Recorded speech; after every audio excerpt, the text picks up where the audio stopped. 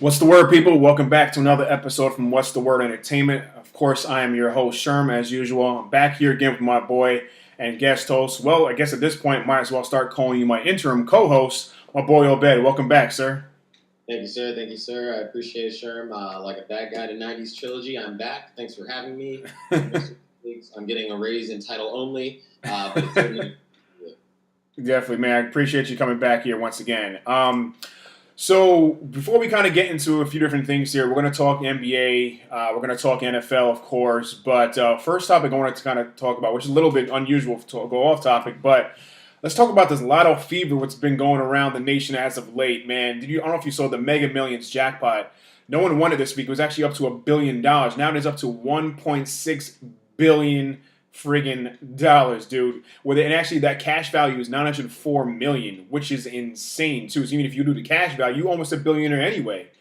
Dude, exactly. I don't know. Are you playing numbers or what's going on? At this point, I need to. I think, the idea of being a serial entrepreneur is great, but if I could just get that one ticket one time, I think it's good for me and the entire family. So what would you do with that money? First three things right after that. First thing, I'll tell you right now, the first thing I'm doing, I was talking to my coworkers about this. First thing I'm doing, I'm calling AT&T. Yo, do me a favor, cut my phone off. I say, for how long? Forever. Click, no phone. No one's getting in contact with me. Second thing, I'm not going to work on Monday. I'm not making a phone call. I'm not sending a text, not an email, not a fax, not a courier pigeon, nothing. I'm not going to work. If they're getting rid of you because they're not giving you a 30-day notice. Nope. And then I'm going right to the airport. I'm gonna say, give me a ticket, please. They're gonna say, where? Don't matter. It don't matter. I can end up in Utah. I can end up in South Dakota, in China. It does not matter. I'm out, dude. You ain't gonna see me for at least 3 months, dude. I'm telling you, dude. That kind of money, man. I mean, what would you do, bro? I mean, yeah, you hit it right on the head there with the trip to wherever. I got to start seeing the world. I think we spend too much time focusing on work and not going out there and seeing stuff. I would love to do that. Right. Clearing out all the student loan debt. College is amazing. Continue to pay for it is not. And then I don't know, man. Maybe like a nice little mountain house, someplace away, from everything. I go and just chill. Right. I feel you, man. Definitely going. Yeah. Of course, I'll spoil myself, with a new crib, a new whip, and everything, of course. But take it easy for a little bit. But anyway, enough about that. Let's get into some sports action here. So. Obviously, let's talk about the NBA first off. The big story in the offseason was LeBron joining the Lakers. They actually had their first couple games this week. The first one came into a losing effort, 128 to 119 over the Portland Trailblazers. LeBron had 26, 12, and 6 in that game. Last night was their second game of the season against the Houston Rockets. He had 24, 5, and 5, and that home loss, actually that was their home opener. A 124 to 115 loss. Harden actually had 36, 7, and 6. But the big story of the night was the brawl. Dude, I don't know if you saw this or not. I see this. I heard about it, though. Yeah, dude. LeBron, not even LeBron. It was Rondo and all them. They got into a fight with Chris Paul, Harden. Dude, it got out of control real quick. I don't know. Mayweather was on the sideline, on the court side. He was going crazy on it. Did you see it, dude? I did not see it. Dude, oh my god! All right, hold up. I gotta show you this now, man. Yo, it got wild. Hang on one second. Let me. I'm gonna bring this up here. I want you to take a look at. I'm going to get your live reaction from this. Hold on one second, because it got kind of wild for a second, dude, and it was definitely crazy. It was definitely crazy. Hold on. So here we go. Well, check out your boy. Ingram going nuts over here.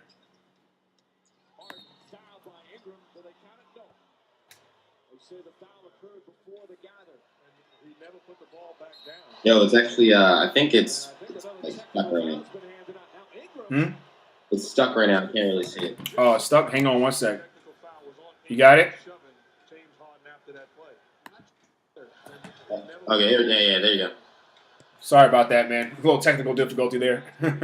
So you see Ingram kind of just pushed Harden for no reason there. Yeah. All right, they separate him. Of all people to break up a fight, Lance Stevenson, right? Yeah, I know, right? Like, dude, come on. You known for that jump.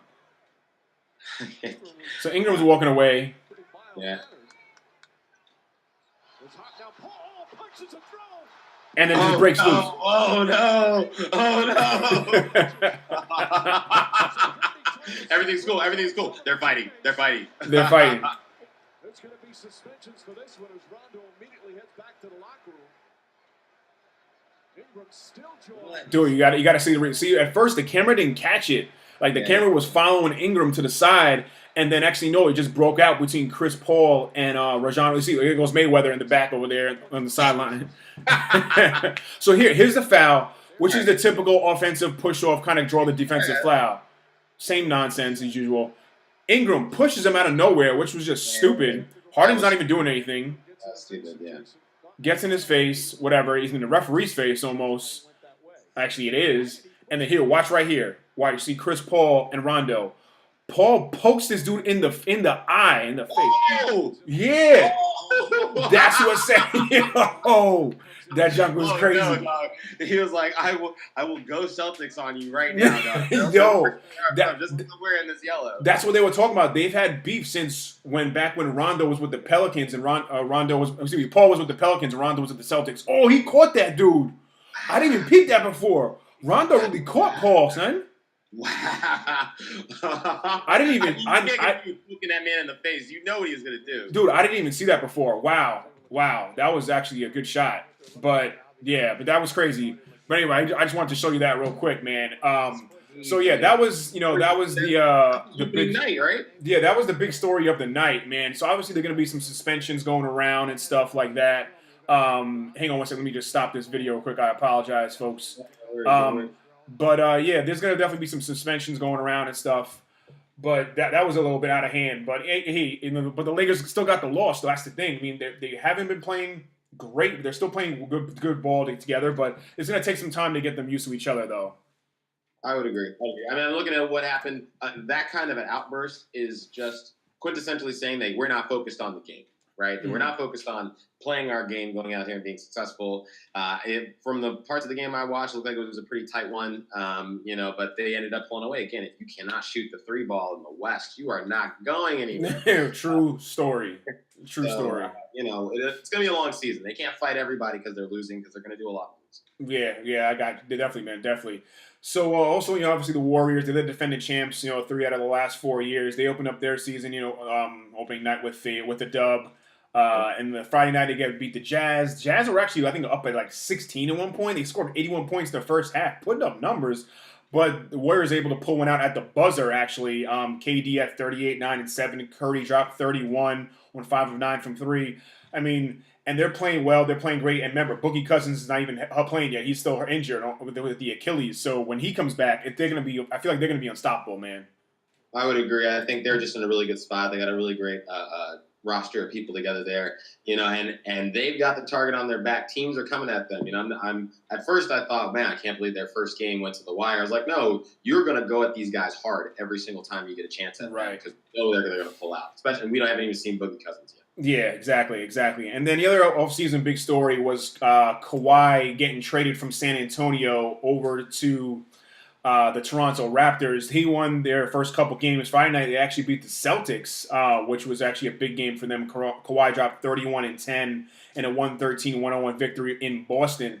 Now, I still think Boston's going to be the team to beat in the East. It's funny because when LeBron signed with the Lakers, Chris Rock tweeted out, "Congratulations to the Boston Celtics, next year's Eastern Conference champions."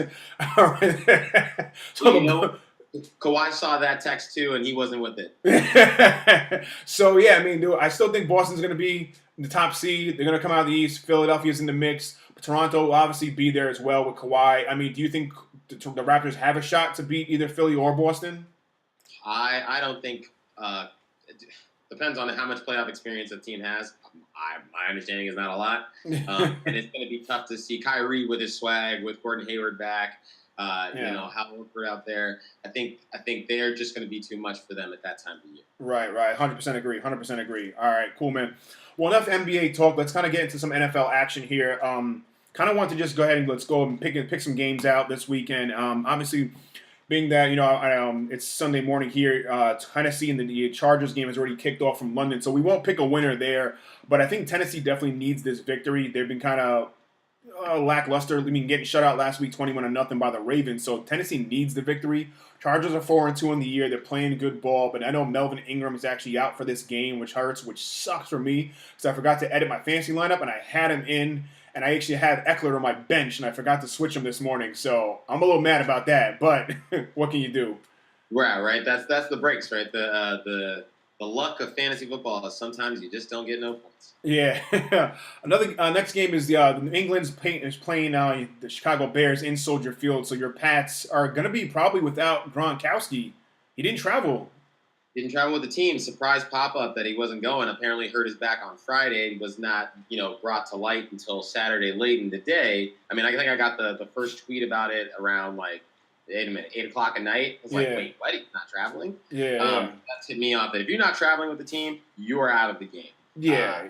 He's had at least 3 back surgeries dating as far back to one that he had when he was at University of Arizona. So, it was a little ominous. I noticed earlier in the day yesterday, the Patriots had made some cap space by restructuring Stephon Gilmore's contract. Really? $3.7 million of the space. That's really not a lot, but I thought maybe enough to bring in a defensive lineman so we get up to the quarterback, maybe another corner so that we can actually play the pass pretty well. They might be bringing in a tight end, so I don't know what that means for Gronkowski. Yeah. I'm not saying they are bringing a tight end, but I still got the Pats big in this one. I don't think they need him to win this game. Khalil Mack has a bad ankle, so we'll see. Yeah, I'm still going to put money on the Pats if I had to, but don't be surprised if Chicago makes it a close game. If Khalil Mack can get to Brady, it'll be a good one there. Next one I want to look at is Buffalo at Indianapolis. Buffalo is in a hell of a quote unquote poop storm, for lack of a better word, with their quarterback situation. Derek Anderson's getting to start for them. I think he has 4 starts in the last 7 years. He was on vacation a couple weeks ago when he got the call. I don't know. I'm going Colts all the way. Man, don't let him size you up and say he was on vacation. That guy was sitting at home. His wife had just brought the bag of groceries in. And phone rang. Anything exciting. But no, that's a rough spot to say, hey, come out here and play against a Colts defense that isn't terrible. The quarterback across there, I always hate when they say these two quarterbacks are going to duel. Because if you're telling me off of the couch, Derek Anderson is about to go out of the rebirth of Andrew Luck, it's the no competition. Right. It's going to give this one to Indianapolis and keep it rolling. Yeah, absolutely. Next one is Detroit at Miami. Miami had a good game last week, surprising the Bears at home. Now Stafford comes in here now. I think they definitely need a big win here. I'm gonna go Miami though. Even though Brock Osweiler starting again, I believe Ryan Tannehill's still out. I'm still going to go Miami just because it's at home. Yeah, I would agree with that. I think outside, if I don't know what the weather's like down there right now, it's probably not too bad. I'm sure it's warm. Right. So, maybe they can cook these guys up outdoors. Detroit travels well sometimes, but I don't think they'll have a lot of answers for that defense. So answers for the offense for Miami. If Brock Lesnar comes out here and makes it Brocktober again, I can't take anything away from him. But I like Detroit just because I'm a huge fan of Kenny Galladay. So yeah. All right, cool. Next one, Minnesota at the New York Jets. On paper, this looks like Vikings all day. Yeah. But Vikings crapped the bed when they went into Buffalo, and the Buffalo is definitely worse than the Jets. So honestly, I don't know who to pick. If I had forced me to make a pick right now, I'm going to say Minnesota, but don't be surprised if the Jets pull one out. Your boy Sam Darnold's doing things over here. Darnold Schwarzenegger is getting it done. But again, Minnesota, they're going to show up with the Widowmaker. Adam Thielen, dude is a monster. Yeah. Going to come out here, get his 100. And the worst part is if the Jets say, all right, we're going to cover Adam Thielen, you've got Kyle Rudolph to worry about. You've got Stephon Diggs out here. Shout out to the Maryland.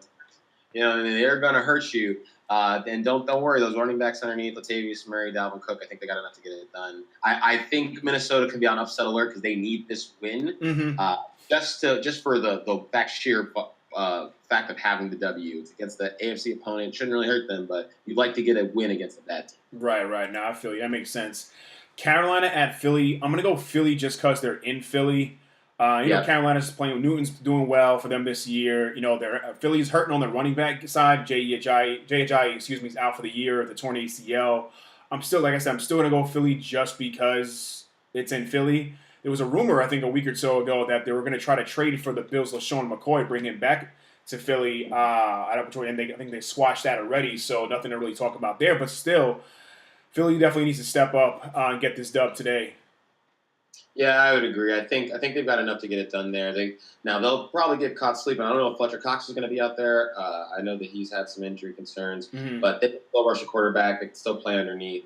We'll see what the wide receivers are like out there. That there's a David Moore, I believe, that plays for the Panthers. It's been looking pretty good. So, Yeah, I still like dude, Philly. yeah, and Christian McCaffrey's doing his thing for the Panthers. He's catching the ball out of the backfield really, really well. I think last game or before he had over 9, 10 catches out of the backfield. So he's definitely a good target for Cam Newton there. Right, absolutely. I think that everybody thought that was kind of a weird pick to bring him down and bring him into town, but that kid can play. I think they're doing really good, really nice things. Yeah, definitely. Tampa Bay is hosting the Browns. I'm going Tampa Bay all the way here, even though the Browns are playing better. Baker Mayfield is still inconsistent. Obviously, he's a rookie. He needs to learn a little more, but I'm going to go Tampa Bay. Yeah, Tampa Bay's got the weapons. I don't know who James Winston's favorite target is going to be. I think Baker Mayfield's going to put a lot of points on the board, but Tampa Bay should be able to win this game. I'd like to see what Peyton Barber comes out looking like, too. Yeah. Jacksonville at Houston. Houston at Jacksonville. And Jacksonville actually just got a nice pickup. The only thing was on Friday. They traded a fifth-round pick for the Browns, we were just talking about, Carlos Hyde. So, obviously, Fournette is still out. TJ Yeldon has been banged up, but he's been playing ball. They just signed Jamal Charles like last week, which is kind of weird that they went after Hyde. Maybe they don't believe him. He's getting older. So I don't think Hyde is expected to play much today, if at all. But I mean, what do you think about the pickup? What do you think about the game? Who do you think is going to come out with this one as well? I think the pickup's good. Not sure how much money this is going to hurt them. I don't know how. I mean, I guess the money was a non sequitur issue for them. Mm-hmm. But I think this is going to be a one of those weird AFC South games, right? The AFC South comes together and it'll be a 9-12, 9-6. Yeah. You know, there's a ton of defense. There just isn't enough offense. Nobody ever really gets lit up. Right. Unless you are the Colts, right? That's the one we can actually count and put points on the board. Right.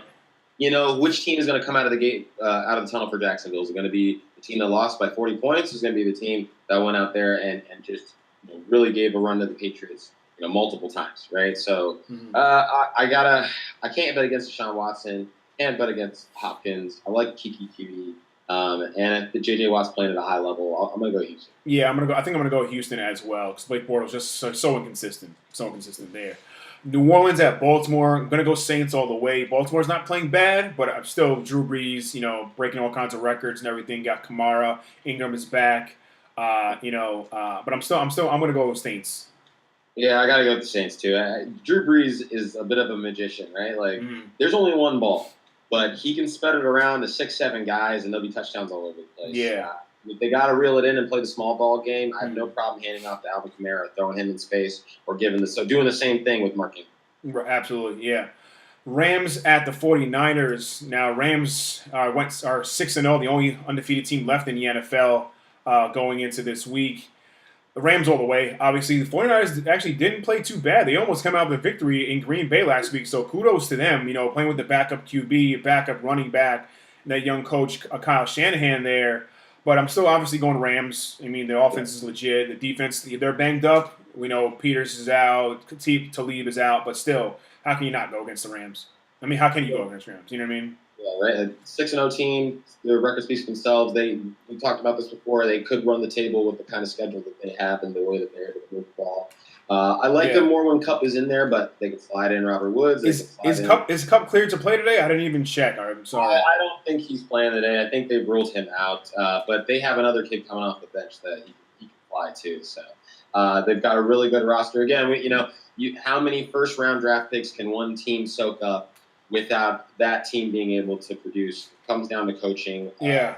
Side factor. I think McVay's come out and put a really good game plan together with a roster that was built by Jeff Fisher. Yeah, definitely a good one there. Dallas at Washington, another NFC East showdown here. I'm going to go Washington. Now, Dallas looked great last week against Jacksonville, putting up a 40 spot on those dudes we thought the Cowboys had zero offense, So that was kind of surprising. But I'm going to go Washington. Alex Smith was, playing Alex Smith ball. Washington got a good victory last week against the Panthers. Dallas, just I don't know. I mean, the running game is there. Obviously, Ezekiel Elliott is, still Ezekiel Elliott, but they don't have a good passing game. No number one receiver. So I'm going to go Washington. Yeah, I feel like could be a Washington game. Weather's not too nice out there as far as wind factor, and Dallas doesn't seem to be known for throwing. They're going to play the small ball game underneath Cole Beasley. I like the idea of a running Dak Prescott, but Mm-hmm. this is not the team that you want to run against and caught out in the open field on a hit. Right, right. So you So, man, I feel like Dallas could win this game, but this plays into the Washington coming out with the W. So. gotcha. Cincy at KC all the way. KC had a good matchup last week against your Pats. Came out, just barely came out with a loss there. But Mahomes, is doing his thing. Cincy he's playing well though. Andy Dalton's put up numbers. Don't get me wrong. He's putting up numbers. He's actually my backup quarterback in fantasy even. But I'm going KC. I'm going KC. Yeah, the buzzsaw, man. KC, they always find a way to get it done. I think the Pats had to play championship football against them. Keep their best offensive weapon in Mahomes on the sideline, control the ball, get the ball out quick, put points on the board. I don't think they ever felt out of the game. Mm-hmm. I think Tyreek Hill is absolutely phenomenal. I didn't want to give him too much credit for busted defensive plays, right? The defense goes where they're supposed to be. Maybe that play doesn't happen. Right. I will say that if a man can run all the way around the play and come back and save a touchdown from a falling Kareem Hunt, that is magnificent. That kind of stuff will win you championships. They barely squawked that. The Patriots barely went home that day. Yeah, for sure. Last game's Monday Night Football. Atlanta is hosting the New York Football Giants. Giants look a mess right now. I don't even know what to really say about them, dude.